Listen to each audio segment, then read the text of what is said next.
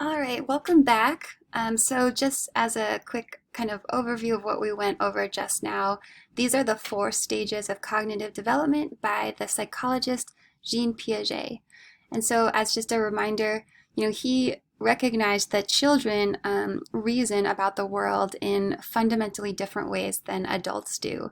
And based on his observations, he saw that the sort of reasoning errors that children made seemed to occur in distinct stages. And so early on, before about 9 months, children didn't have object permanence. And so in the sensory motor stage, the development of object permanence is a very important feature. And so this is when children finally have a cognitive representation of an object, even though they can't see it. And so they know that it still exists.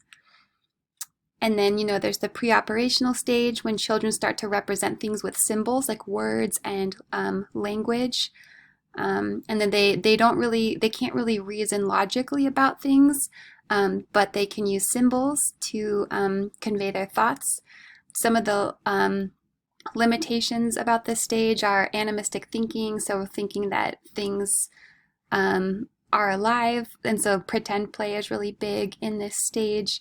Egocentrism or self-centeredness, being unable to see things from other people's perspectives, and language development. So be sure to know the principle of conservation, because this is sort of the next developmental milestone that happens at about age 7.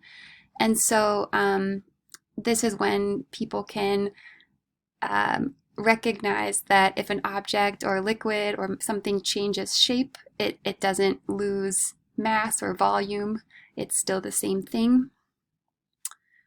And so during the concrete operational stage, children can think logically and they can perform mental operations. They can sort of tell cause and effect relationships and do math, but they can't quite think abstractly yet.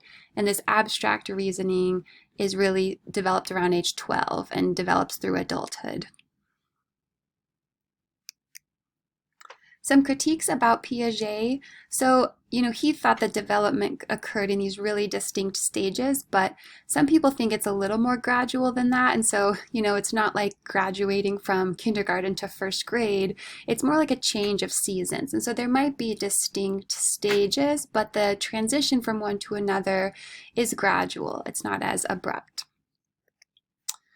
Some other people think that Piaget may have underestimated young children, and so a lot of the tests that he used for like object permanence, for instance, required motor skills, and so this, the children had to reach for the object in order for him to say that they had object permanence. And so motor skills are important for these kinds of outcomes, and so it's possible that motor skill development interfered with performance on these tasks, and so the inferences he made about cognitive development may have been influenced by motor skill development.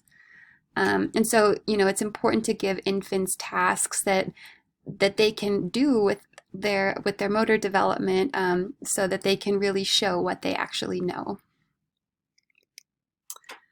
Some other considerations regarding cognitive development, and so, Piaget didn't really consider the social context, but Lev Vygotsky did consider the social context, the culture in which a children grows up, the social norms, the rules in society. And so the social context also plays a big role in cognitive development. So that's an important consideration.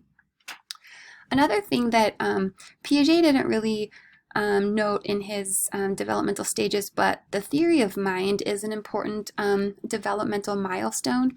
And this is the ability to attribute mental states to another person. So to know that another person can have mental states that are different from your own mental states. And so it means that I can know that I believe something, but you believe something totally different.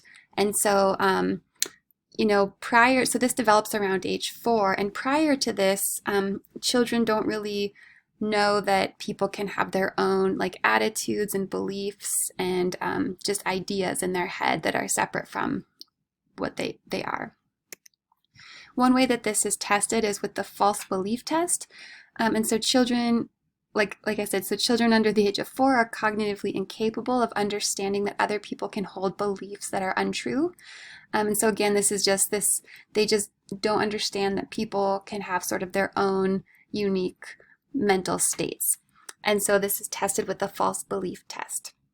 And so before I move on, there is a link in the folder with these lectures, and the link takes you to a YouTube video that will show you the false belief test, and it's a video that's about 4 minutes long.